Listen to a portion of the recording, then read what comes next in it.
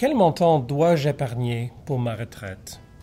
Voilà la question que nous avons tous posée ou que nous devrons poser tôt ou tard. Cette question est d'autant plus pertinente dans le cas d'épargne dans un plan d'accumulation de capital, tel qu'un REER collectif, ou dans un fonds de retraite à cotisation déterminée, chapeauté par votre employeur et connu généralement sous le nom de régime de cotisation déterminé ou régime CD. Ce régime ne promet pas de prestations de retraite. Le montant de pension que vous recevez de régime CD est lié à votre âge à la retraite, de même qu'au montant du solde de votre compte. Ce solde est dérivé, d'une part, des cotisations que vous avez faites au régime tandis que vous étiez au travail et d'autre part, des revenus de placement de ces mêmes cotisations. Les cotisations à un régime CD se versent selon une formule, d'habitude selon un pourcentage du salaire ou des traitements. L'employeur y verse au moins 1% du salaire ou des traitements. Les employés pourront y cotiser également ou seront tenus de le faire. Dans la plupart des régimes CD, l'employé juge de quelle façon les cotisations sont investies. Il lui suffit de choisir parmi toute une gamme d'options qui lui soumet l'employeur. Certaines options peuvent comprendre un fonds de placement équilibré, soit un mélange de valeurs et d'obligations. On peut aussi y trouver un fonds indiciel, soit des titres qui reflètent l'indice de la bourse. Enfin, l'employeur peut offrir un fonds du marché monétaire, c'est-à-dire un portefeuille composé d'argent et des investissements à revenus fixes tels que les bons du Trésor ou des certificats de placement garantis. À combien doivent s'élever vos économies au moment de la retraite? La réponse à cette question tient à plusieurs facteurs. Parmi les facteurs les plus critiques, nommons votre âge à la retraite, le montant de pension annuel que vous souhaitez toucher et si cette pension est indexée ou non. Examinez les tables à l'écran pour obtenir une appréciation de la situation. Dans la première table, on estime l'âge de votre retraite à 60 ans.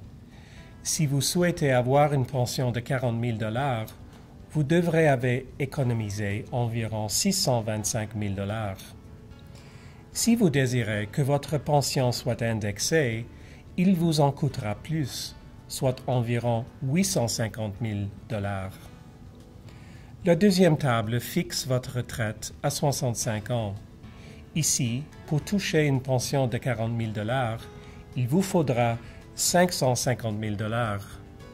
Comptez mettre 750 000 $ de côté si la pension est indexée. Comme vous le voyez, une belle retraite coûte cher. Un régime CD peut faciliter votre trajet, mais il est essentiel de bien saisir les économies que vous devrez faire chaque année pour atteindre cet objectif de retraite. Imaginez que vous prenez votre retraite après 30 ans de carrière en touchant un salaire de 70 000 par année et qu'on a augmenté ce salaire de 3% année après année tout au long de votre carrière. Les tables affichent le pourcentage de votre salaire qu'il faut mettre de côté chaque année pour obtenir la pension ciblée, et ceci en fonction d'un rendement annuel de 6% du capital investi. Voici un exemple.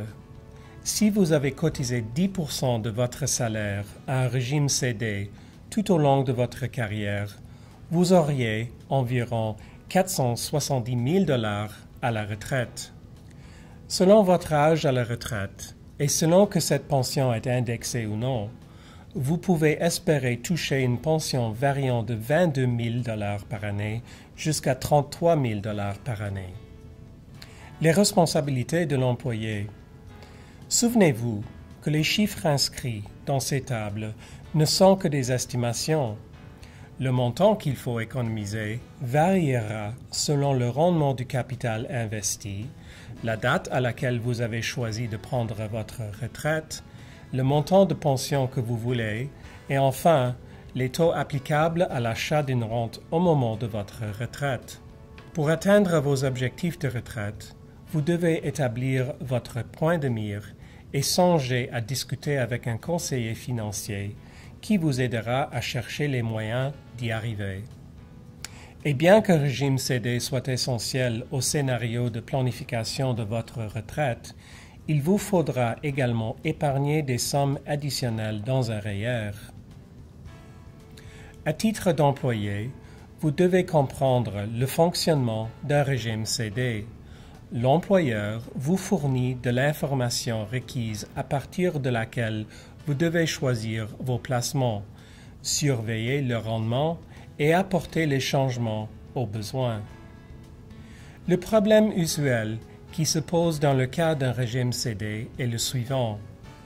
Les employés négligent de faire des choix de placement ou de participer aux séances d'information et de sensibilisation que l'employeur met à leur disposition.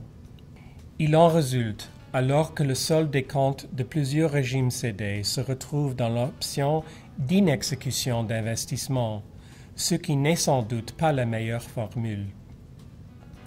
Nombreux sont les participants à un régime CD qui ne tirent pas avantage des cotisations de contrepartie, soit une cotisation supplémentaire que l'employeur offre pour apparier celle de l'employé. Enfin, plusieurs d'entre eux ne mettent pas leur placement au diapason des risques inhérents à l'approche de l'âge de la retraite.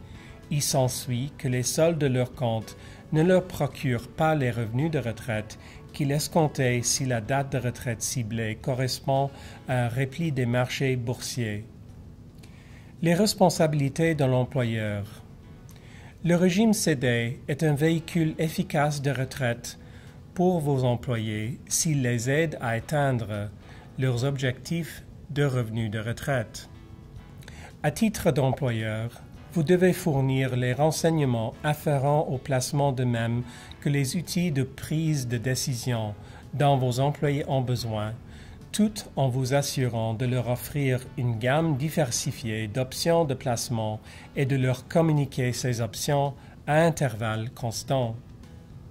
Les fournisseurs de services, tels que les sociétés d'assurance et les consultants qui sous-tendent les efforts des employeurs pour la mise en œuvre des régimes CD, doivent également jouer un rôle prépondérant dans la gestion et la sensibilisation de ce régime auprès des employés. Il est critique que vous assumiez une surveillance fidèle des options de placement de régime CD. À titre d'employeur, vous devez assurer que ces instruments de placement atteignent de bons résultats et au besoin, il faudra apporter les changements nécessaires. On vous conseille fortement de consulter régulièrement un avocat spécialisé en matière de pension et de retraite pour assurer que vous êtes en conformité avec le droit actuel.